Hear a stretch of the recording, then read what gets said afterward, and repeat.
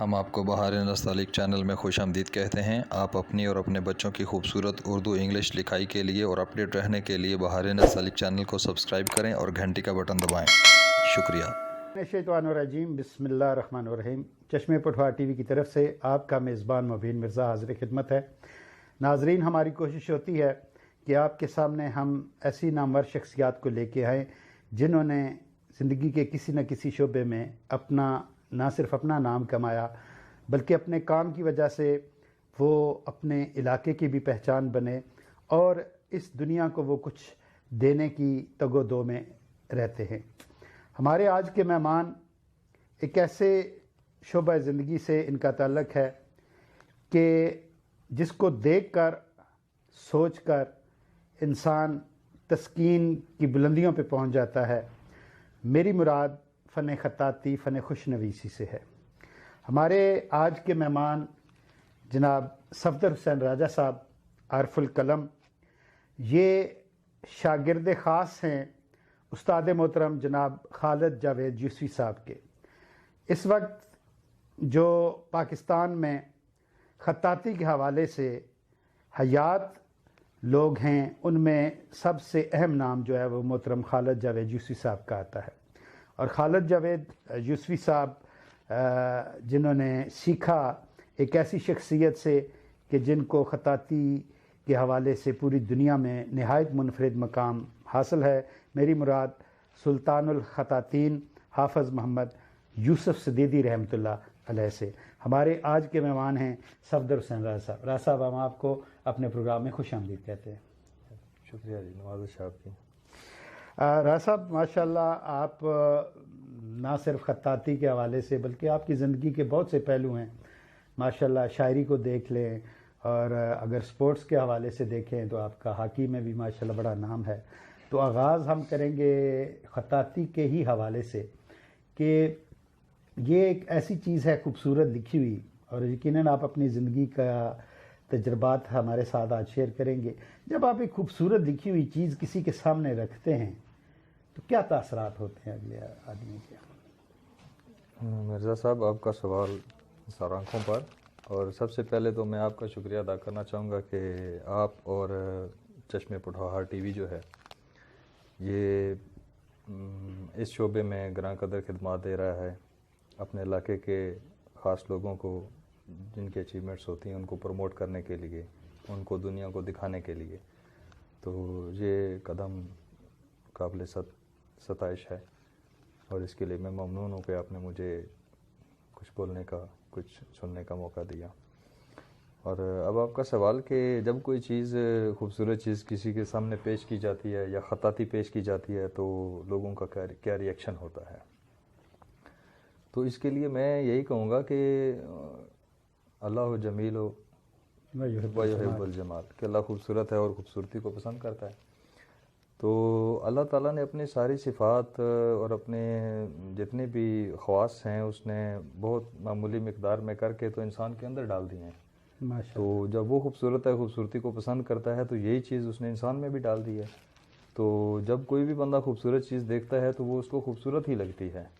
اور میں ایسے کہوں گا کہ خطاطی کیا، میں اگر کسی بندے سے پوچھوں کہ آپ کو بہتا ہوا پانی کیسا لگے گا، میرے خیال سے کوئی بندہ نہیں ہوگا جو کہے گا جی نہیں مجھے تو بہت برا لگتا ہے۔ جب میں کسی سے پوچھوں جی آپ کو گلاب کا پھول، موتیے کا پھول کیسا لگتا ہے، کوئی بھی نہیں کہے گا کہ مجھے برا لگتا ہے۔ جی کیوں؟ نیچر ہے، فطرت ہے، خوبصورت ہے، خوبصورتی اٹریکٹ کرتی ہے اور خوبصورت کو خوبصورت ہی کہنا چاہیے۔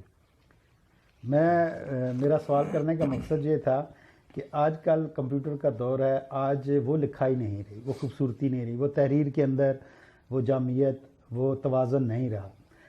اس دور میں جب بگڑی ہوئی لکھائی والے بیشتر لوگ ہیں اور خوبصورت لکھائی والے کم ہیں، تو جب آپ اپنی تحریر، خوبصورت تحریر کسی کے سامنے رکھتے ہیں تو کیا کسی کو کوئی حیرت نہیں ہوتی کہ اس دور میں بھی ایسے لوگ ہیں جو اچھا لکھنے والے ہیں؟ نہیں، ایسے ہوتا ہے۔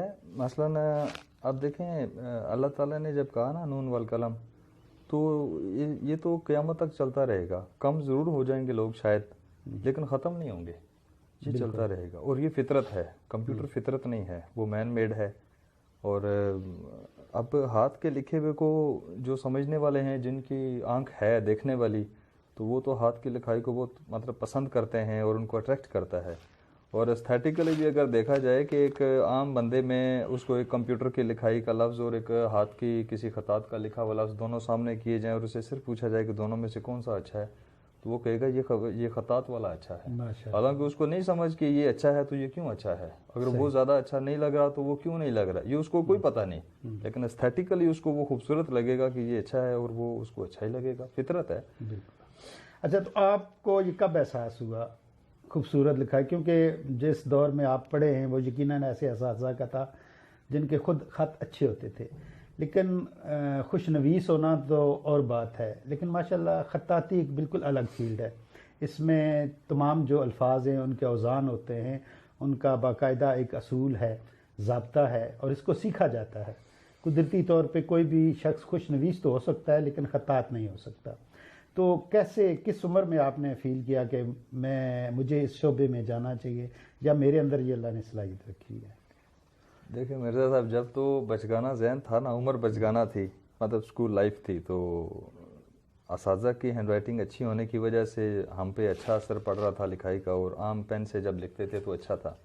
اور جو اساتذہ کاپیوں پہ گڈ اور شاباش دیا کرتے تھے ان کا کام ذرا اور خوبصورت کرتے تھے, اور جو صرف سائن کر دیا کرتے تھے ان کا کام بھی ایسے ہی کیا جاتا تھا. مطلب فطری سی بات ہے نا.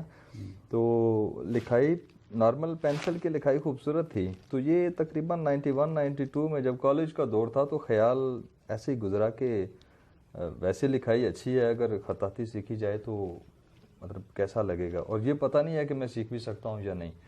تو اس کے لیے میں نے وہ جو میری ابتدا ہوئی خطاطی کی طرف, یعنی عام پینسل رائٹنگ سے خطاطی کی طرف جو ابتدا ہوئی وہ یوں ہوئی کہ میں نے کچھ قلم سے کچھ الفاظ لکھے. وہ اس وقت تو مجھے بھی بہت خوبصورت لگ رہے تھے. تو وہ میں یہاں گجر خان میں میاں زاہد علی ایڈوکیٹ ہیں, وہ قبلہ صوفی خورشید عالم خورشید رقم کے شاگرد رہے ہیں. نہیں گور نہیں, صوفی خورشید عالم خورشید رقم رحمۃ اللہ علیہ ہے. قبلہ گور صاحب تو ان کے مطلب کے شاگرد رہے ہیں نا, بیٹوں کی حیثیت سے, اور تو ان کے شاگرد رہے ہیں. تو میں ان کے پاس وہ لکھا ہوا لے کر چلا گیا. میں نے کہا میاں صاحب میں اتنا لکھنا جانتا ہوں تو کیا میں خطاطی سیکھ سکتا ہوں؟ تو انہوں نے دیکھا, اور یقیناً وہ دیکھنے والی نظر تھی, انہوں نے کچھ خواص دیکھے کہ ہو سکتا ہے, تو انہوں نے انکریج بھی کیا اور اپنی شاگردی میں بھی لیا. تو جو میرے ابتدائی سبق تھے وہ میاں زاہد صاحب کے جانب تلمذ طے کیا تو وہاں پہ ہوئے, اور اس کے بعد پھر 18-20 سال کا پیریڈ جو تھا وہ غم دورہ میں گزر گیا, غم روزگار میں گزر گیا. تو وہ اس کے بعد پھر 2010 میں وہ میں نے ایک دوست سے خواہش کی, میں نے کہا جی کہ میں کسی بزرگ خطاط کا بیت ہونا چاہتا ہوں. تو عموماً لوگ پیروں کے بیت ہوتے ہیں, آپ نے بھی بیت کی ٹھان لی؟ ہاں, وہ نہیں, وہ ایسے تھا کہ جب خطاط حضرات جتنے بھی تھے نا گزر گئے ہیں, ان کو لائف ہسٹری بندہ جب دیکھتا ہے, سنتا ہے یا پڑھتا ہے نا, تو پتہ چلتا ہے وہ فقیر آدمی تھے. جیسے میرے دادا استاد محترم قبلہ حافظ یوسف صدیقی علیہ رحمہ, انہوں نے مساجد کا جتنا بھی کام کیا ساری زندگی, کبھی پیسے نہیں لیے, ماشاءاللہ, اسٹیٹ کا کام کیا, پاکستان کا کام کیا, مینار پاکستان پہ اور بے شمار پاکستان کی جو تاریخی جگہیں وہاں پہ کام کیا, لیکن کوئی معاوضہ نہیں لیا. اور ایک دفعہ تو گورنمنٹ نے بھیج بھی دیا تھا, وہ بھی واپس کر دیا کہ میں لیتا ہی نہیں ہوں. تو یہ ایسے لوگ تھے. تو دل میں آئی کہ ایسے لوگوں کا بیت ہوا جائے. تو وہ دوست مجھے پھر راولپنڈی میں مقیم قبلہ خالد جاوید یوسفی صاحب کے ہاں لے گئے. تو پھر انہوں نے کہا جی کہ آپ نے چونکہ 91-92 میں آپ نے تختیاں کی ہوئی تھیں میاں زاہد صاحب سے, تو آپ وہ پہلی تختی لے کر چلے جائیں, لکھنے والے لوگ ہیں تو آپ کا کام دیکھیں گے, خوش ہوں گے. تو وہ میں لے گیا, لکھا ہوا, تو بس اللہ تعالیٰ کی طرف سے اور مہربانی ہو گئی. انہوں نے دیکھا, پرکھا, اور پھر کچھ میرے بارے میں سوچا ہوگا. میری تو نظر نہیں تھی کہ مطلب خام کہاں پہ اور کمال کہاں پہ. تو انہوں نے کہا کہ آپ اگلے ہفتے آئیے گا اور یہ الف سے دال رے تک جو ہے نا یہ سبق لکھ کے لائیے گا. اچھا, تو وہ پھر اندر سے پہلے دن کی بات ہے, یہ پہلے دن کی بات ہے. تو وہ اندر سے جو مرید تھا نا وہ بڑا خوش ہو گیا کہ چلیں ملنے کا بہانہ مل گیا, ہفتے کے ہفتے ملاقات رہے گی تو کچھ شخصیت بنتی رہے. تو یہ شخصیت بنانے کے حوالے سے گیا تھا. تو میں اکثر اس بات کا اعتراف کیا کرتا ہوں کہ یہ جتنی بھی خطاطی میں کرتا ہوں یہ مجھے ویسے ہی مل گئی ہے. ماشاء مزانو طلب اللہ۔ میں یہ بھی کہوں گا وہ جو دوست آپ کو لے کے گئے تھے ماشاءاللہ یہ ان کا بھی کمال ہے۔ ہاں جی، تو ان کا اگر تو آپ ہے ان راستہ کا بھی دکھانے نام والا۔ بتا دیں وہ کون دوست تھے تو یہ بھی بڑی اچھی بات ہے۔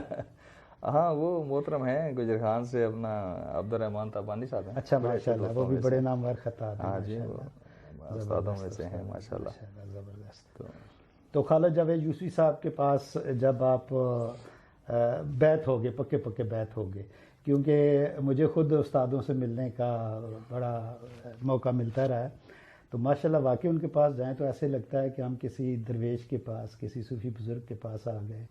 خطاطی کے حوالے سے تو وہ گائیڈ کرتے ہیں، رہنمائی بھی کرتے ہیں، لیکن عام جو زندگی کے معاملات ہیں، مذہب کے معاملات ہیں، دین کے معاملات ہیں، ان پہ بھی ماشاءاللہ ان کا جو اپنا زندگی کا نقطہ نظر ہے وہ بڑا پختہ ہے اور بڑا وہ رہنمائی کرتے ہیں۔ تو میں اس حوالے سے کہوں گا کہ استاد محترم کی کوئی بات۔ سر جی میں آپ کو بتاؤں کہ قبلہ استاد محترم جو ہے نا وہ ایز سچ جیسے لوگوں کی نظر میں کوئی پیر ہوتا ہے یا کچھ اس طرح کا بیعت ہونے والا اور پیری مریدی کا چکر ہوتا ہے، ایز سچ ہے کوئی نہیں ہے۔ یہ میرا دل تھا جس کو میں مرید کرنا چاہتا تھا اور میں ان کے پاس چلا گیا۔ تو زرخیز زمین زرخیز ہونا تو پھر اس میں پھر بہاریں آتی ہیں، جو بویا جائے وہ اچھا ہوتا ہے بھی ہے اور پھل بھی دیتا ہے۔ شخصیت سازی سبجیکٹ ہے جی، میں آپ کو بتاؤں کہ خطاطی کے علاوہ وہاں پہ جانے سے شخصیت سازی سبجیکٹ ہے، شخصیت بن جاتی ہے، اور جس کی شخصیت نہ بن سکے اس کو کم از کم دیکھنے والی وہ نظر مل جاتی ہے کہ کسی لفظ کو کیسے دیکھا جاتا ہے، کیسے پرکھا جاتا ہے۔ تو یہ انہی کا ہی ہے۔ میں تو وہ ایسے کہوں گا کہ میں گلیاں دا روڑا کوڑا تو محل چڑھایا سائیاں، تو بس انہی کا ہی ہے۔ کیا بات ہے ماشاءاللہ۔ مظہر مراز صاحب آپ ماشاءاللہ آپ کے خطاطی کے نمونے جو ہیں وہ ہمارے ناظرین کو بھی اسی ویڈیوز میں ملیں گے۔ ماشاءاللہ آپ بہت سی نمائشوں میں، ملک کے اندر تو کم و بیش پورے پاکستان میں اور غیر ملکی نمائشوں میں بھی آپ کے فن پارے جاتے رہے ہیں، تو یہ ایک بڑا لمبا سلسلہ ہے اور بڑا ایک خوبصورت تجربہ بھی ہے، خوبصورت بھی ہے، شاید کچھ اس میں میرے خیال میں تلخیاں بھی ہوں، تو اس حوالے سے آپ کے کیا تجربات ہیں؟ یہ جو سفر ہے اس میں اچھی اچھی باتیں تو ہیں، کچھ تلخ تجربے بھی ہیں؟ ہاں جی، دنیا ہے، انسانوں کی منڈی ہے، ہر طرح کے لوگ ملتے ہیں، ایسے تو نہیں ہو سکتا کسی شعبے میں جائیں اور صرف اچھے ہی اچھے ملیں۔ ہوتے ہیں تجربات، اچھے تو بے شمار ہیں، اور ایک مطلب کہ تلخ تجربہ سا ہوا مجھے، مطلب کبھی کبھی بڑا عجیب سا لگتا ہے کہ جی ایسا کیسے ہے اس شعبے میں بھی۔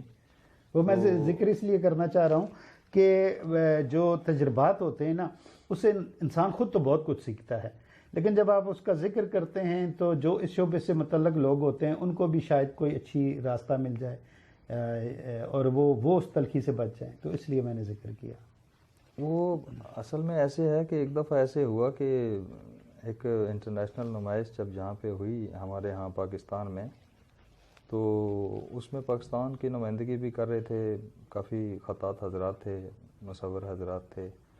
تو اس میں ایسے ہوا کہ نمائش کے بعد ہمیں انتظامیہ کی طرف سے ایک فون آیا جی کہ کوئی کمپنی، کوئی فرم ہے، وہ اس نمائش کے 20-25 فن پارے خریدنا چاہتی ہے، اور جتنا ہدیہ آرٹسٹوں نے، خطاطوں نے لکھا ہوا اتنا نہیں پے کر سکتے، وہ کم کریں گے 60-70,000 کے لگ بھگ۔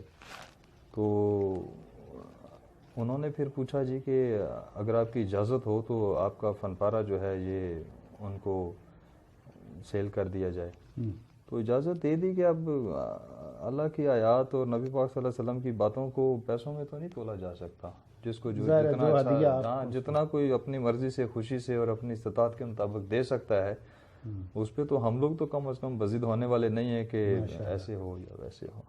تو اجازت دے دی۔ پھر 2 ہفتے کے بعد پھر جب وہ پتہ کیا کہ وہ اپنے فن پارے کا بات کی تھی تو اس کا کیا ویئر اباؤٹس ہیں، تو انہوں نے کہا جی کہ بات نہیں بنی تو آپ جو ہے نا وہ کبھی اپنا فن پارہ لے جائیے گا، واپس لے جائیں۔ اچھا، تو ایسے ہی ذہن میں خیال گزرا کہ ایک کمپنی یا فرم ہو، وہ اپنی مرضی سے اپنی پسند کر رہی ہو، پھر قیمت مرضی کی لگا رہی ہو، اور آرٹسٹ کو اعتراض بھی کوئی نہ ہو، اور پھر وہ لے کر بھی نہ جائے، تو کوئی بات سمجھ نہیں آئی۔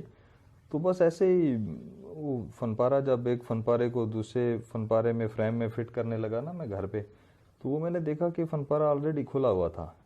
تو اس فریم کو کھڑا گیا تھا. ہاں پہلے اس پروسیس یہ والا ہوا کہ اس فریم کو کھولا گیا, جس کو پسند کیا گیا تھا اس میں سے کیلیگرافی نکالی گئی, اور وہ کیلیگرافی نکالنے کے بعد ہائی ریزولوشن پہ اسکین کر کے پرنٹ کر کے تو ایک دوسرے فریم میں لگا کر تو فرم یا کمپنی کو دے دی گئی, اور آرٹسٹ کو فن پارہ واپس کر دیا گیا. 60-70,000 انتظامیہ کو لے لیا گیا, اور یہی والا کام تقریباً 20-25 بندوں کے ساتھ ہوا.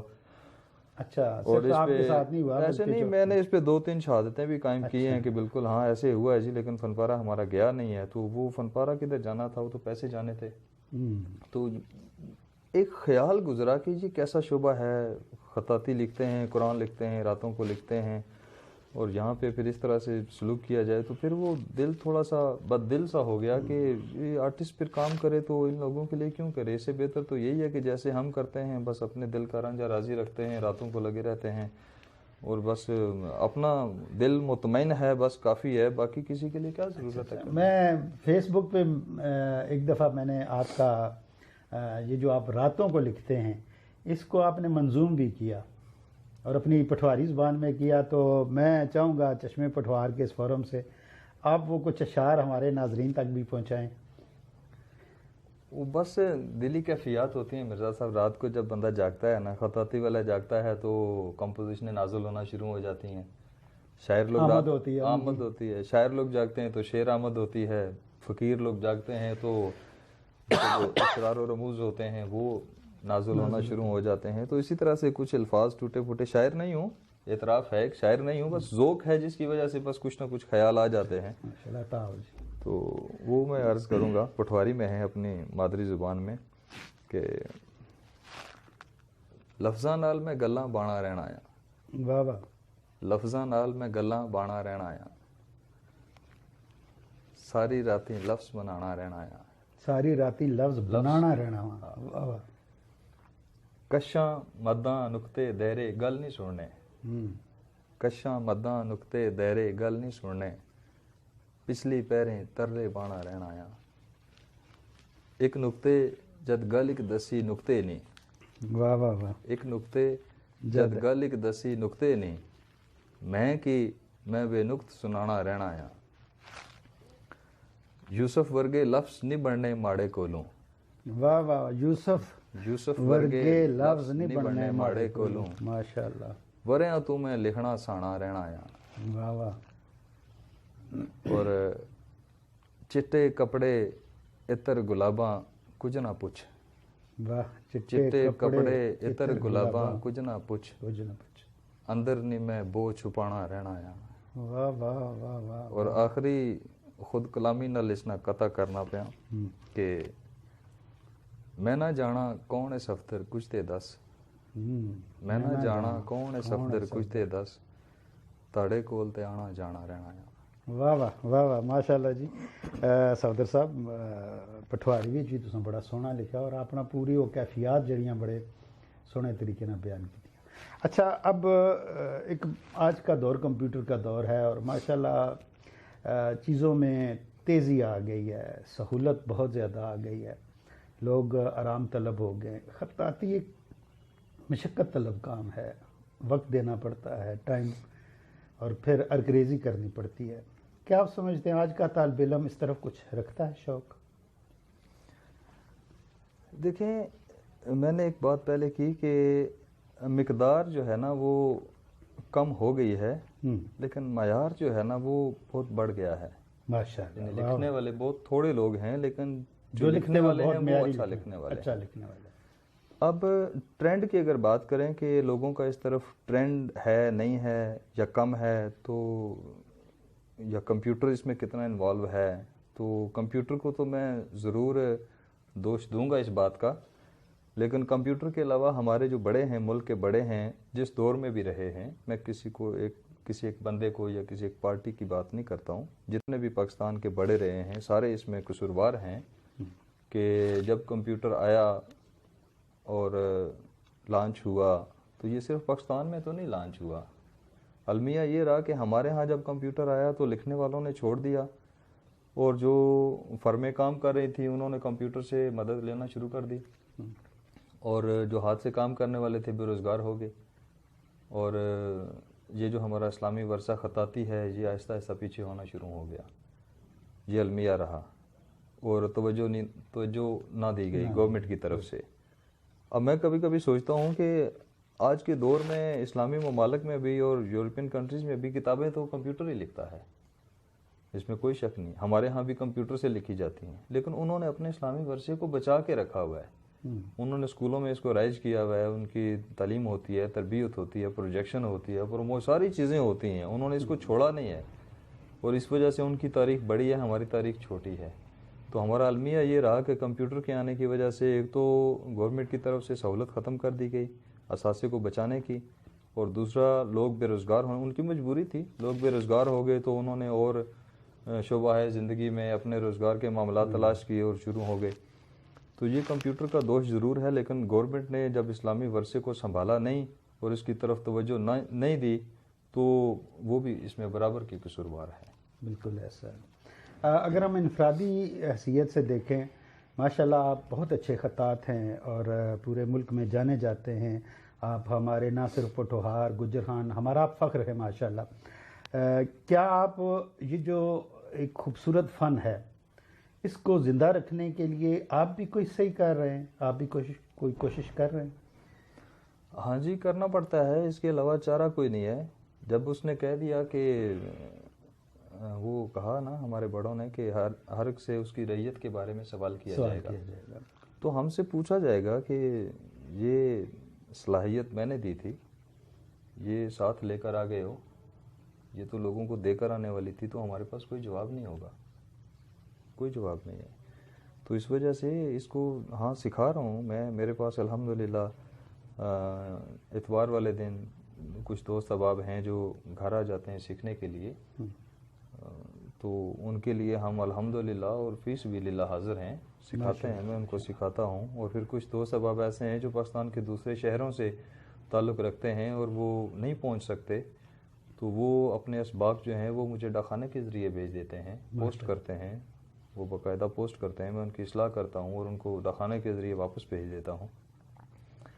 اور اس کے علاوہ کچھ دوست احباب ایسے ہیں جو اس دوری کو اور اس دیر والے نظام کو، تھوڑا سا دیر سے ہوتا ہے نا، الیکٹرانک میڈیا زیادہ تیز ہے، ڈاک کا نظام تھوڑا سا آہستہ ہے، تو وہ ای میل کے ذریعے مجھے سبق بھیجتے ہیں اور میں ای میل سے ان کے اسباق کو پرنٹ کر کے ان کی اصلاح کرتا ہوں، پھر ان کو ای میل بیک کر دیتا ہوں، اور وہ اس طرح سے سیکھ رہے ہیں۔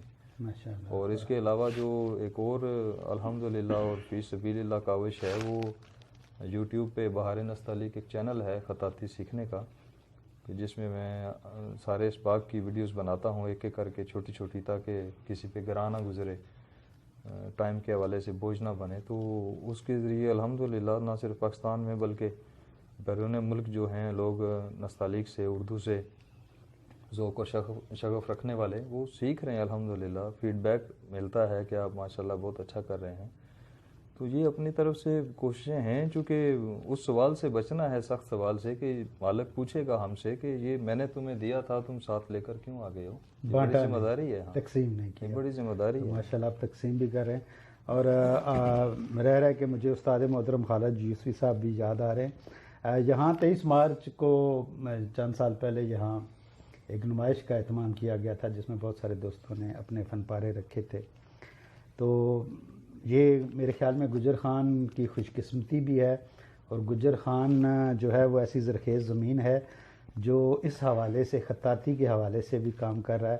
تو میں چاہوں گا کہ اپنے اس پلیٹ فارم سے جو گجر خان سے، خطاطی سے تھوڑا بہت شغف رکھنے والے دوست ہیں، کچھ جو ذہن میں آپ کے جو کام کر رہے ہیں، اور اس کے فروغ کے لیے چاہے وہ 5%، 10%، جتنا بھی اپنا حصہ ڈال رہے ہیں، ذکر ہو جائے کچھ دوستوں کا۔ ہاں جی، یہ تو استاد محترم قبلہ خالد جاوید یوسفی صاحب کی طرف سے گجر خان کے لکھنے والوں کے لیے ایک دعا تھی، انہوں نے کہا تھا کہ شاد باش خوش نویسان گجر خان، شاد باد خوش نویسان گجر خان۔ اور وہ اکثر اس بات کو مینشن کیا کرتے ہیں کہ گجر خان سے سر جی کے پاس 12 بندے ہیں، تقریباً 12 بندے ہیں جنہوں نے ان سے باقاعدہ ان سے شاگردی اختیار کی، پھر कुछ ने कितनी की, कुछ ने कितनी की, ये अपने अपने वो सही है। नसीब की बात है। लेकिन 12 बंदे थे जिन्होंने अच्छा किया, तो वो हमारे लिए एजाज़ है कि सर जी ये कहते हैं कि खत्ताती का हेडक्वार्टर तो गुजरान को ही होना चाहिए। माशाल्लाह, ये सर जी के अल्फाज हैं और हमारे लिए एजाज़ हैं।